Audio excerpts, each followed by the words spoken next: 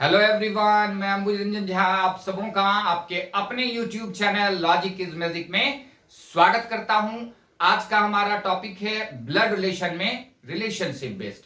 बहुत ही interesting topic है। अब रिश्तेदार मार्क्स बढ़ाएंगे आपका।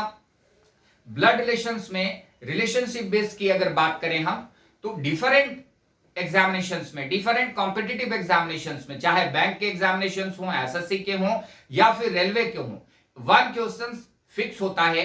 अगर हम यूजी इंट्रेंस एग्जामिनेशंस की बात करें तो उसमें भी एक क्वेश्चन हमको फिक्स दिखता है। टॉपिक स्टार्ट करने से पहले मैं इस चैनल के तमाम सब्सक्राइबर्स, व्यूअर्स का धन्यवाद, शुक्रिया, आभार व्यक्त करता हूं। अब हम लोग मूव करते हैं टॉपिक की ओर। टॉपिक में ब्लड रिलेशंस में, रिलेशनशिप बेस्ड में रिश्तेदार मार्क्स बढ़ाएंगे आपका। थोड़ा सा रिश्तेदारी को फोकस करना है, रिश्तेदारी को मजबूत करने हैं। इसमें दो कंडीशंस हैं। एक कंडीशंस आता है pointing to towards a person, दूसरा कंडीशंस आता है pointing to towards a photograph. ये ध्यान में रखने हैं। अब pointing to towards a person और pointing to towards a photograph में डिफरेंसेस क्या है ये हमको समझने हैं। Pointing to towards a person अगर है, अगर हम किसी दूसरे व्यक्ति को पॉइंट कर रहे हैं, इंट्रोड्यूस कर रहे हैं, तो ऑब्वियस है कि मैं वहां पे नहीं होऊंगा, वहां पे कोई तीसरा व्यक्ति होगा। अगर मान लो ये पर्सन किसी दूसरे पर्सन को पॉइंट कर रहा है तो ऑब्वियस है कि यहां पे तीसरा व्यक्ति होगा, वो वहां नहीं हो सकता है। इसमें दो कंडीशंस आते हैं, एक स्पीकर होता है, दूसरा लिसनर होता है। स्पीकर या तो खुद के बारे में बात करेगा या फिर लिसनर के बारे में बात करेगा। हमको ये ध्यान में रखने हैं कि स्पीकर किसके बारे में बात कर रहा है। एग्जाम्पल के थ्रू हम लोग समझेंगे। अब बात करते हैं pointing to towards a photograph का। तो pointing to towards a photograph में भी स्पीकर है, फोटोग्राफ है। अब यहां पे ये बात समझने हैं कि अगर फोटोग्राफ वाले कंडीशंस हैं तो फोटोग्राफ वाले कंडीशंस में स्पीकर वहां हो भी सकता है। जैसे आप बचपन के दिनों में, स्कूल के दिनों का फोटोग्राफ किसी अपने फ्रेंड्स को दिखाते हो, बोलते हो कि इस फोटोग्राफ में मिड में जो क्यूट सा बच्चा है वो मैं ही हूं। तो ऑब्वियस है फोटोग्राफ को अगर आप पॉइंट करके बोलते हो तो उसमें आप हो भी सकते हो। ये डिफरेंसेस समझने हैं इस बात को। अब हम लोग क्वेश्चंस की बात करें कि क्वेश्चंस के थ्रू बगैर फैमिली ट्री के, फैमिली ट्री ड्रॉ नहीं करने हैं, बगैर फैमिली ट्री ड्रॉ किए हुए हम लोग कैसे क्विकली सॉल्यूशंस तक पहुंचेंगे। अब यहां पे कंडीशंस देखो, एक एग्जांपल है, A says to be that your mother is the mother in law of my mother. तो स्पीकर कौन है? ए है। ए किसके बारे में बोल रहा है? बी के बारे में बोल रहा है। Your mother is the mother in law of my mother, B's mother is the mother in law of A's mother.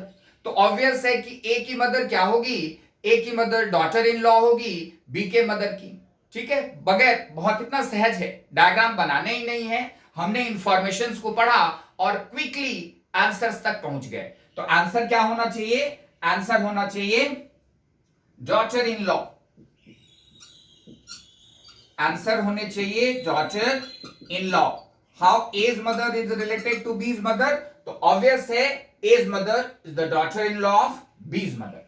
अब फोटोग्राफ वाले क्वेश्चंस को, फोटोग्राफ जिसमें आप सेल्फी ले लेते हो, फोटोग्राफ की ओर पॉइंट आउट करते हो, उसको कैसे सॉल्यूशंस तक, उसमें कैसे सॉल्यूशंस तक पहुंचे? तो pointing to a lady in a photograph, a man says she is the only daughter of the mother-in-law of my only son. How is the lady related to the person? तो अब यहां पे ध्यान में रखने हैं कि ये पर्सन, स्पीकर कौन है इसमें? स्पीकर हमारा पर्सन है, मेन है। A man says she is the only daughter of the mother-in-law of my only son. Whose only son? Person's only son, man only son. Man only son's mother-in-law's daughter means what? Means daughter-in-law. तो obvious है, how is the lady related to the person? So the lady is the daughter-in-law of the person. अब सबसे important point कि इस type के questions में हमको keywords, कौन से कीवर्ड्स पे फोकस करने हैं। तो यहां पे आपने देखा ओनली से जुड़ा हुआ है क्वेश्चन, तो कीवर्ड्स है हमारा ओनली। अगर ओनली इंफॉर्मेशंस में जुड़ा हुआ है तो हम ओनली को फोकस करेंगे, ओनली से रिलेटेड इंफॉर्मेशंस को समझने का प्रयास करेंगे।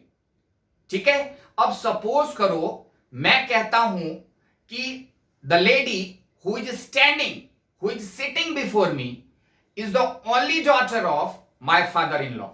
Then who is sitting before me? So it's obvious that my wife is sitting before me.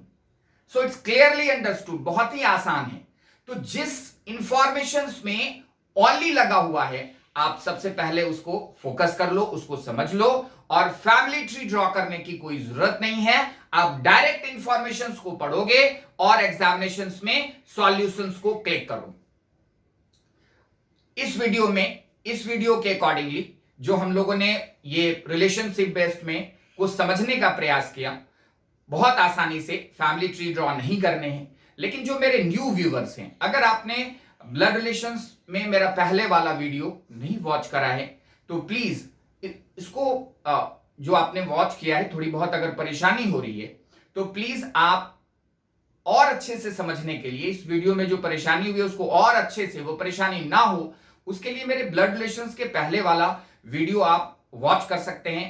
Link में इस वीडियो के डिस्क्रिप्शन लिंक में आपको मिल जाएगा लिंक, आप उसके थ्रू वॉच कर सकते हैं और अच्छे से, जिससे कि और अच्छे से आपको समझ में आए। वीडियो के आखिरी में मैं फिर से अपने तमाम सब्सक्राइबर्स, व्यूअर्स का तहे दिल से धन्यवाद, शुक्रिया, आभार। साथ ही जो मेरे न्यू व्यूअर्स हैं, प्लीज उनसे मेरा रिक्वेस्ट है कि वीडियो को लाइक करें, शेयर करें, कमेंट करें तथा साथ ही सब्सक्राइब करना ना भूलें। Thanks to all of you.